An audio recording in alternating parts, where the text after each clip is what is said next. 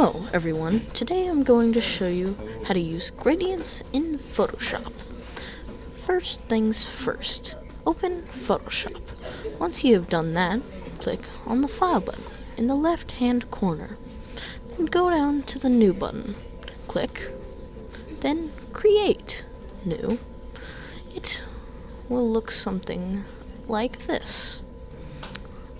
Once done, go to the gradient tool. It will look something like this. To use it, click, then drag. The longer you drag, the longer the gradient. Next, to change color, go to the arrow in the corner. Then click the color boxes to change the color.